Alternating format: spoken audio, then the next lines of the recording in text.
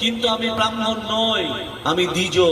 আমার দুবার জন্ম, একবার মাতৃ গর্ভ থেকে একবার জন্ম, আর বাবা গলায় যখন পৈতেটা দিয়ে দিয়েছে তখন একবার জন্ম।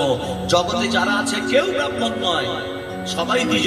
তাহলে ব্রাহ্মণকে মহাপ্রভু বললেন, তুমি যদি প্রকৃত ব্রাহ্মণ হও, তোমার শরীরের মধ্যে যদি 9টা গুণ থাকে, তোমার চরণটাকে ধৌত করে আমি পান করবো। কটা গুণ বললো? 9টা।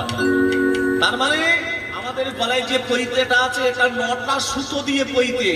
9টা সুতো মানে 9টা গুণ। তত্ত্বগুলো বুঝে নিন।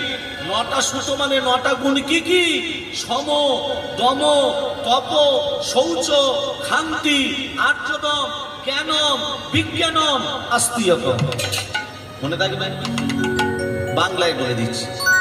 সম মানে হচ্ছে সমান, যে ব্রাহ্মণ হবে সে সবাইকে সমান চোখে দেখবে। দম মানে দমিয়ে রাখা, নিজের 10টা ইন্দ্রিয়কে দমন করতে হবে। তপ মানে তপস্যা করা, মাঝে মধ্যে তপস্যা করতে হবে, সমদম তপ। শৌচ মানে পবিত্রতা, শরীরের মধ্যে পবিত্রতা ভাব থাকতে হবে। নাম পবিত্র হতে পারে কিন্তু আমার শরীরের মধ্যে ভেতরে পবিত্রতা ভাব নেই।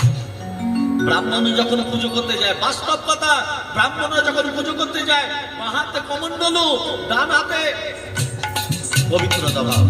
আর্যদম মানে সরলতা ভাব, শিশুর মতো মন। ব্রাহ্মণদের শিশুর মতো মন আছে? নেই। জ্ঞানম মানে জ্ঞান থাকা দরকার।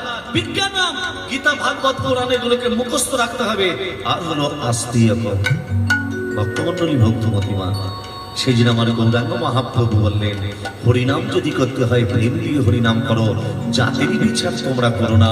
আমরা একটাই জাত, আমরা হচ্ছে আমরা নিতাই দাস, আমরা গৌরের দাস বা দাসী, যেন ভগবানের চরণ ধরতে বারবার যেন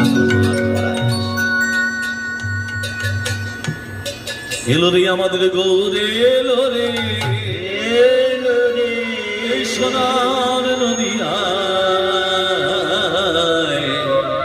শঙ্খ ধ্বনি ওলো ধ্বনি শব্দ শোনা যায়, আমাদের গৌর এলো রে, গৌর এলো রে, শঙ্খ ধ্বনি ওলো ধ্বনি শব্দ শোনা যায়, আমাদের গৌর